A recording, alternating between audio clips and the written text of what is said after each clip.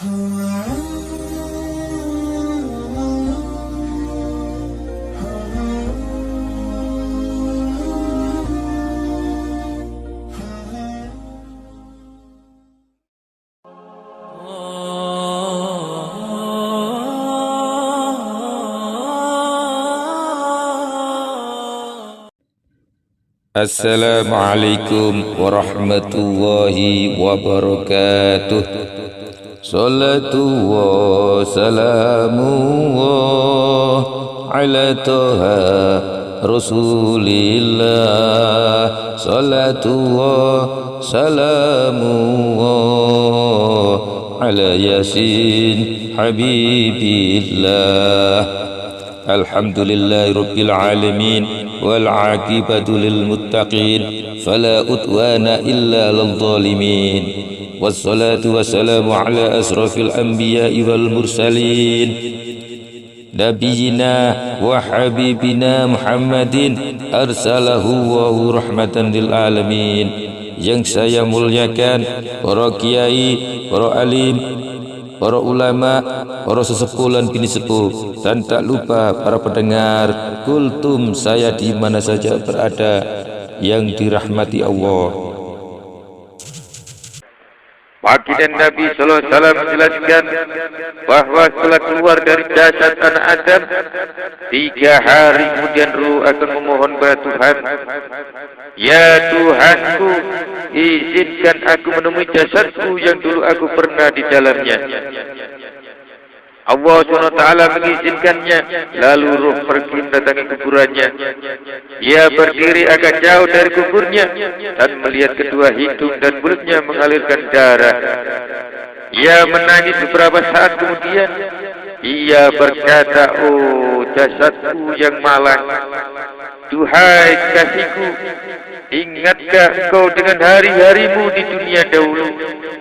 Sungguh rumahmu saat ini benar-benar sangat sunyi senyap, penuh penderitaan, kesengsaraan, kesedihan dan ratapan.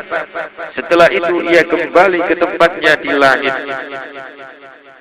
Pada hari kelima ruh itu memohon kembali, ya Tuhanku, izinkan aku untuk melihat jasadku lagi.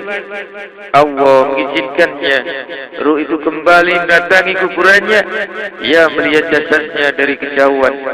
Dari kedua lubang hidungnya, mulut dan kedua telinganya mengalir nanah yang bercampur darah. Ia menangis lagi lalu meratap, duhai jasadku yang malang, ingatkah engkau dengan hari-harimu di dunia dahulu? Sungguh tempat ini sangat berbeda. Rumah ini dipenuhi dengan kesengsaraan, kesedihan, siksaan dan nistapa. Ini adalah sarang ulat dan kalajengking. Lihatlah ulat-ulat itu memakan dagingmu dan mengoyak-oyak kulit serta seluruh tubuhmu. Setelah berkata itu ia kembali lagi ke tempatnya di langit. Pada hari ke-7 ruh kembali meminta izin pada Allah untuk melihat jasadnya. Ya Tuhanku, izinkan aku untuk melihat lagi jasadku yang pernah menjadi tempatku bersemayam di dunia dahulu. Lagi-lagi Allah mengizinkannya. Ruh itu pun mendatangi kuburannya. Ia melihat jasadnya dari kejauhan, dan kali ini ia melihat seluruh jasadnya sudah dikeruputi ulat-ulat. Ia menangis terseduh-seduh lalu meratap, duhai jasadku, ingatlah engkau dengan hari-harimu di dunia dahulu. Tahukah engkau keadaan anak-anakmu, sanak kerabatmu, istrimu, saudara-saudaramu, tetangga-tetanggamu yang dahulu sangat senang berada di sampingmu? Ketahuilah sesungguhnya pada hari ini mereka semua tengah menangisi dirimu dan diriku. Abu Hurairah radhiyallahu anhu meriwayatkan bahwa apabila seorang mukmin meninggal dunia, ruhnya akan mengelilingi rumahnya selama sebulan.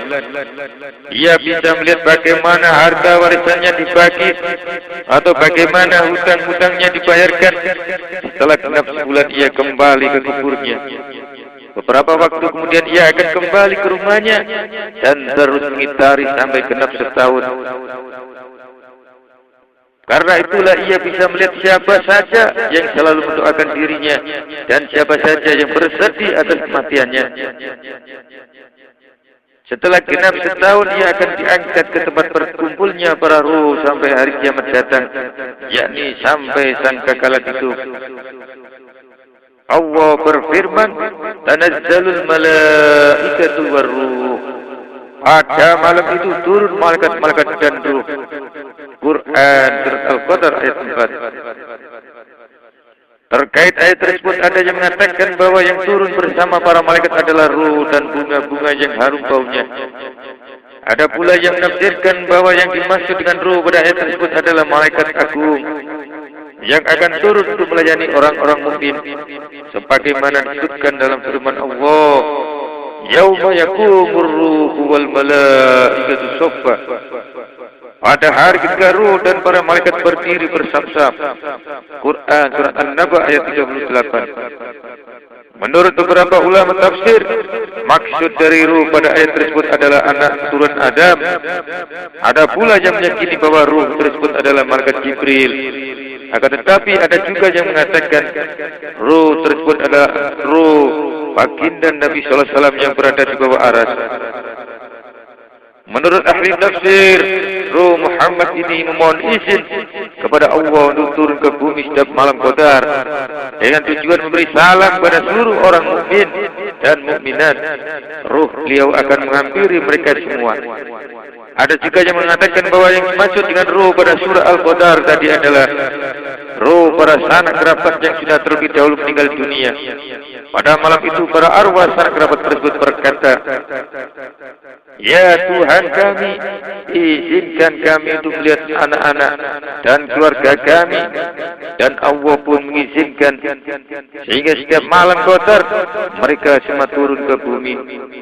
Tentang persoalan kembalinya ruh ke tengah-tengah keluarganya ini, Ibnu Abbas meriwayatkan, setiap hari raya, hari Asyura, hari Jumat pertama dari bulan Rajab, malam pertengahan bulan Sya'ban, yakni nisfu Sya'ban, malam Qadar dan malam Jumat, arwah orang-orang yang sudah meninggal dunia akan keluar dari kubur menuju ke rumahnya masing-masing. Lalu mereka akan berdiri di pintu rumah mereka dan berkata, "Wahai keluargaku, kasihanilah aku di malam yang penuh berkah ini dengan bersedekah untukku. Meskipun hanya dengan sesuap makanan, sesungguhnya diriku membutuhkan pahala sedekah kalian. Jika kalian memang keberatan bersedekah untukku, sutilah kalian pada malam yang berkah ini mengingatku dengan membaca surat Al-Fatihah untukku. Wahai keluargaku, siapakah di antara kalian yang masih mau medulikanku? Adakah di antara kalian yang masih mau mengingat kepergianku untuk selama-lamanya?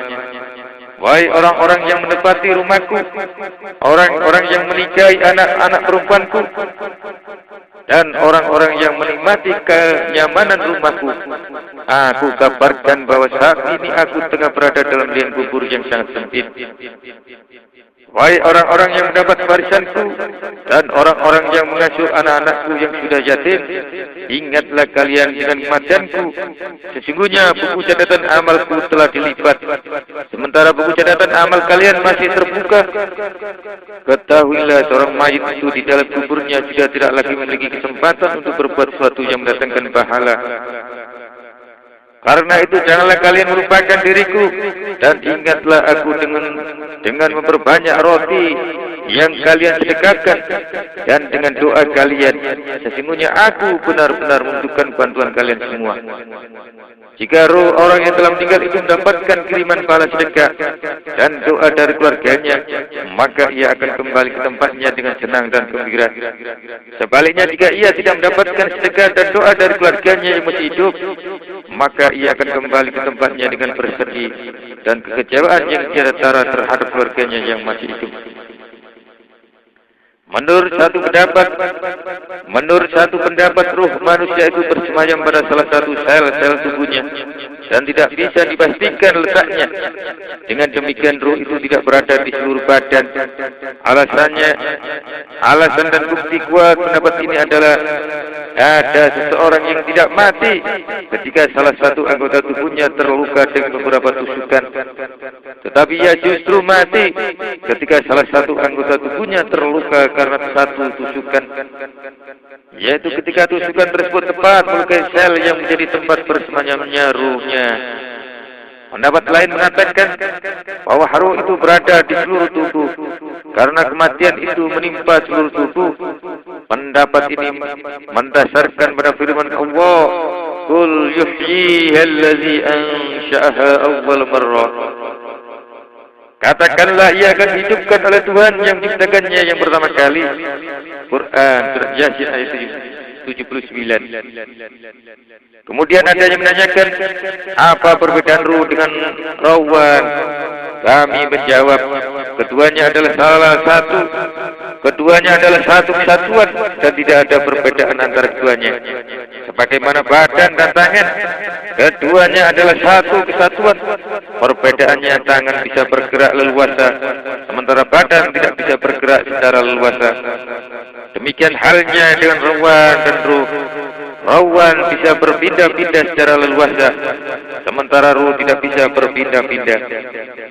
Perbedaan lainnya, keberadaan ruh di dalam badan tidaklah menentu. Sementara itu rawan berada di antara dua alis. Jika ruh diambil dari tempatnya, maka pemiliknya tersebut pasti akan mati. Sedangkan jika rawan pergi, maka pemilik tersebut tetap hidup dan hanya tertidur. Kita bisa mengambil perumpamaan seperti air yang ditumpahkan di atas sebuah piring, kemudian ditaruh dalam satu ruangan yang bersorot oleh sinar matahari yang menembus dari sebuah lubang. Secara otomatis piring tersebut pasti akan memantulkan sinar matahari ke bagian atap ruangan tanpa bergeser sedikit pun dari tempatnya. Seperti itulah gambaran keadaan ruh di dalam jasad. Jasad akan tetap berada di tempatnya meski ruh memancarkan sinarnya ke aras. Cahaya ruh yang memancar ke aras inilah yang disebut dengan rawan. Kemudian pada saat rawan berada di alam malaikat, maka ketika itulah seorang bermimpi dalam tidurnya. Menurut satu pendapat, setelah dicabut dari jasadnya, ruh akan ditempatkan di dalam sangkakala. Karena di dalam sangkakala itu terdapat lubang-lubang yang bilangannya menyamai jumlah seluruh makhluk hidup. Mulai dari yang sudah mati, yang masih hidup saat ini, dan yang akan hidup sampai hari kiamat nanti. Dengan kata lain, semua ruh akan berada di dalam sangkakala tersebut tanpa terkecuali, baik yang mendapatkan kenikmatan maupun yang mendapatkan siksaan. Pendapat lain menyebutkan, setelah dicabut dari jasadnya, ruh orang-orang yang beriman akan disemayamkan di dalam tembolok burung-burung berwarna hijau yang tinggal di sebuah tempat yang sangat tinggi yang bernama Iliyin. Sedangkan ruh orang-orang kafir akan ditempatkan di dalam tembolok burung-burung berwarna hitam yang berada di dalam neraka. Selain itu, ada riwayat yang mengatakan bahwa setelah dicabut dari jasad, ruh orang-orang yang beriman akan dibawa para malaikat rahmat naik ke langit tujuh. Naik ke langit ketujuh dengan penuh penghormatan. Kemudian akan terdengar suara haib, suara gaib dari hadirat Allah. Zat yang maha penyayang berseru, catatlah nama pemilik ruh itu di Iliyin, kemudian kembalikan ia ke bumi. Para malaikat pun akan mengembalikan ruh ke jasadnya. Kemudian di dalam kuburnya akan dibuat jendela yang terbuka dan menghadap ke surga agar ruh orang mukmin itu bisa melihat tempat tinggalnya di dalam surga nanti sampai datangnya hari kiamat kelak. Adapun roh orang-orang kafir setelah dicabut dari jasadnya, roh akan dibawa para malaikat azab ke langit. Akan tetapi ketika mereka baru sampai di depan pintu langit dunia, seluruh pintu langit tertutup dan para malaikat diperintahkan untuk mengembalikan ke dalam jasadnya di dalam kubur. Kemudian kuburnya dipersempit dan dibuatkan sebuah kolom. dibuatkan sebuah lubang yang mengarah ke neraka, agar ia terus menyaksikan tempat tinggalnya di neraka sampai terjadinya hari kiamat kelak. Karena itu baginda Nabi Muhammad SAW pernah bersabda, sesungguhnya orang-orang yang telah mati itu bisa mendengarkan suara trompa kalian, hanya saja mereka sudah tidak bisa berbicara lagi dengan kalian. Sahdan seorang ahli hukum Islam ditanya tentang keberadaan ruh setelah dicabut dari jasad-jasad mereka. Ia menjawab bahwa ruh para nabi akan bersemayam di dalam surga Aden. Ada pula yang mengatakan bahwa ruh mereka akan tetap berada dalam liang lahat kubur. Mereka akan tetap berada dalam liang lahat kubur mereka untuk menemani jasad mereka yang terus bersujud kepada Allah. Adapun ruh para syuhada akan ditempatkan di surga Firdaus yang letaknya di tengah-tengah surga. Mereka akan bersemayam di dalam tembok-tembok burung berwarna hijau yang selalu berterbangan dengan sesuka hati dalam surga itu, dan sesekali hinggap di atas pelita-pelita yang tergantung di bawah aras. Sedangkan ruh anak-anak kaum muslimin yang meninggal sebelum usia balik, baik saat masih dalam kandungan atau saat masih kanak-kanak, akan bersemayam di tembok burung-burung bibir surga. Sedangkan ruh anak-anak kaum musyrikin yang meninggal sebelum usia balik, baik saat masih dalam kandungan atau saat masih kanak-kanak, mereka hanya akan berputar-putar meliputi surga, dikarenakan tidak memiliki tempat bersemayam sampai hari kiamat kelak. Setelah hari perhitungan tiba, mereka inilah yang akan melayani orang-orang mukmin. Adapun roh orang-orang mukmin yang masih memiliki tanggungan, hutang atau kezaliman terhadap sesamanya, setelah dicabut dari jasad mereka, akan tergantung di angkasa, tidak dibawa ke surga dan tidak juga ke langit, hingga semua tanggungan, hutang dan kezalimannya terlunasi atau terbayar oleh ahli warisnya. Sedangkan ruh orang-orang Islam yang banyak berbuat dosa akan disiksa dalam kubur bersama jasadnya. Sedangkan ruh orang-orang kafir dan munafik akan ditempatkan di Sijjin, tempat orang-orang yang buruk yang terletak di dalam neraka Jahannam. Selama dalam Sijjin itulah mereka akan melihat neraka Jahannam setiap pagi dan sore. Sebuah pendapat mengatakan ruh atau nyawa itu adalah suatu benda atau zat yang lembut.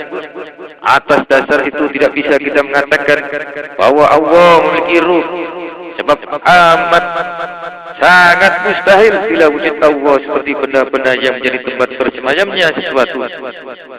Ada pula pendapat yang mengatakan bahwa ruh itu adalah sifat, dan ada yang meyakini bahwa ruh itu udara yang berhirup. Udara yang terhirup.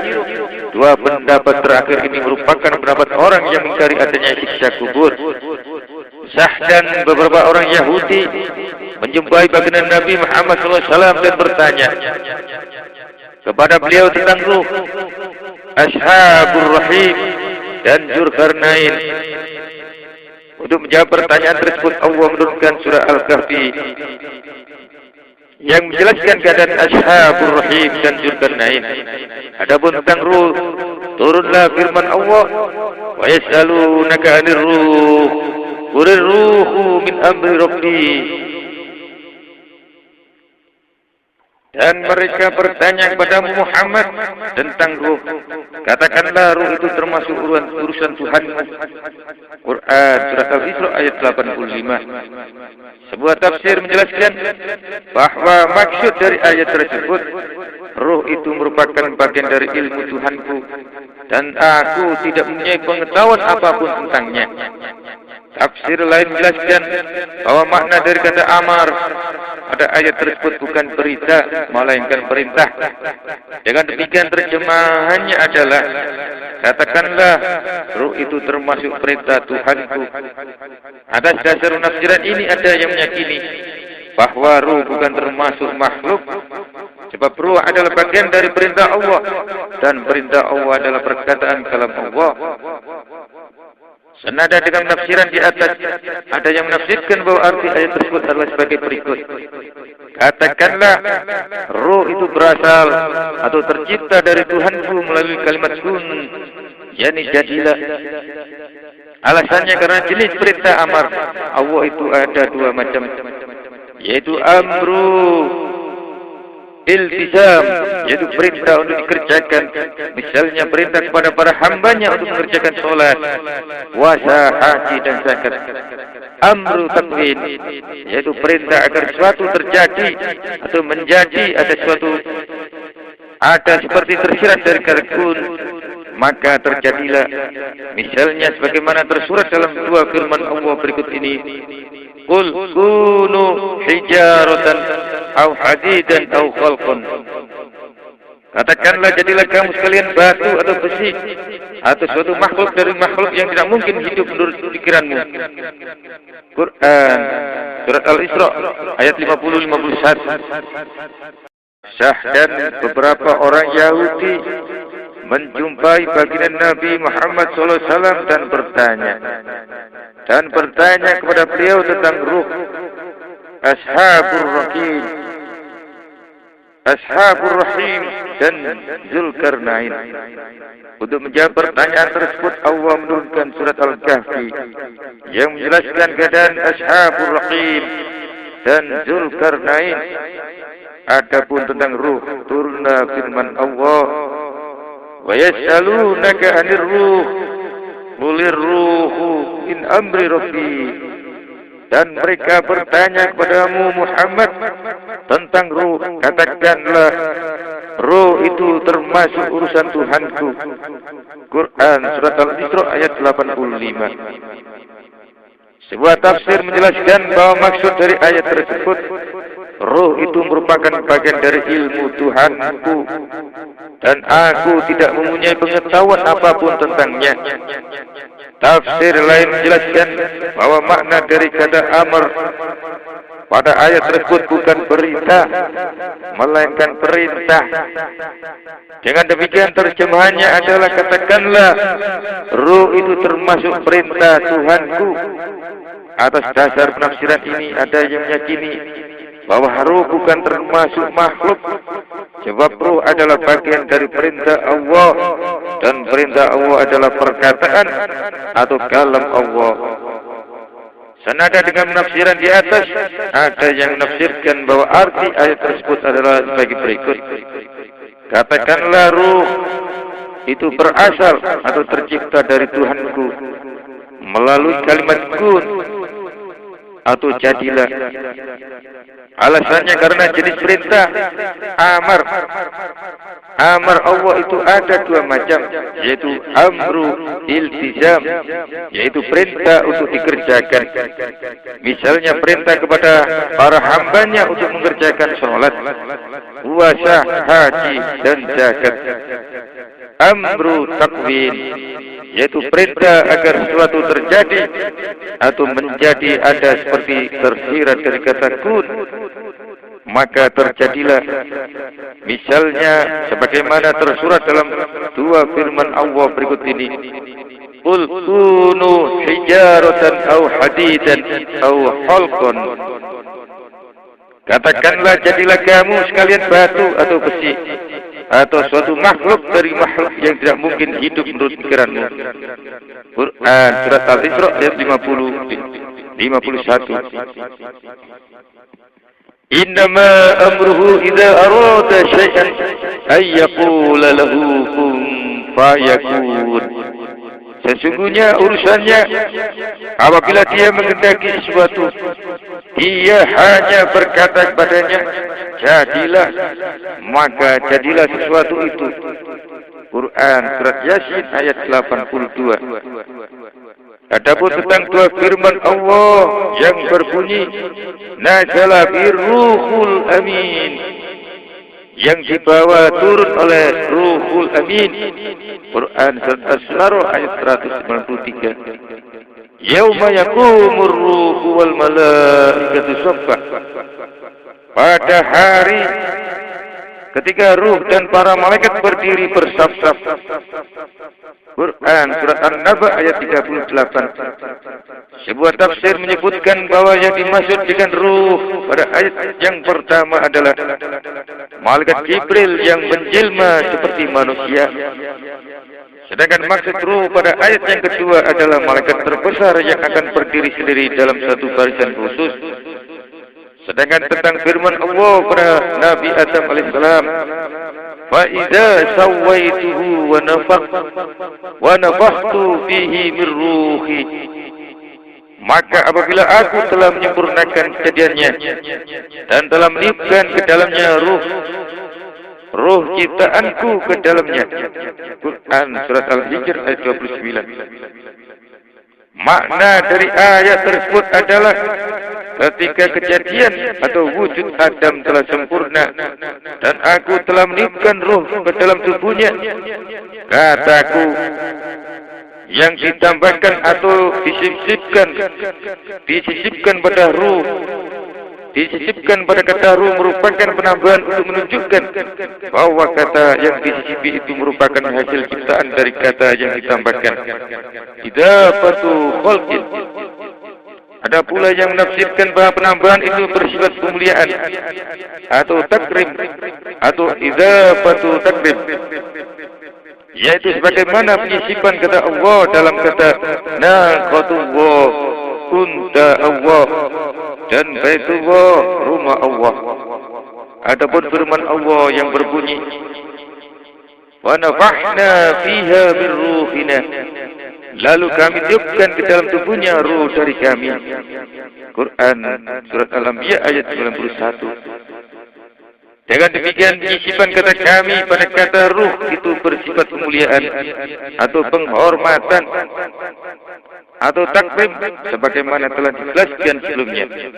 Namun ada pula yang menafsirkan bahwa yang dimaksud dengan ruh pada ayat ini adalah malaikat. Jadi arti dari ayat tersebut, kemudian kami meniupkan di dalamnya ruh kami, yaitu malaikat Jibril. Ada pula yang menafsirkan bahwa yang dimaksud dengan ruh pada ayat tersebut adalah ruh Nabi Isa bin Maryam alaihissalam, karena Nabi Isa diciptakan melalui tiupan malaikat Jibril. Ada juga yang menafsirkan bahwa yang dimaksud dengan ruh pada ayat tersebut adalah pertolongan, rahmah, bagaimana yang dimaksud oleh firman Allah, wa ayyadahum bi ruhim minhu, dan menguatkan mereka dengan pertolongan yang datang daripadanya. Quran surat Al-Mujadilah ayat 22. Kaum muslimin dan para pendengar di mana saja berada, sekelumit apa yang bisa saya sampaikan mudah-mudahan ada guna manfaatnya bagi kita semuanya. Ihdinas siratal mustaqim.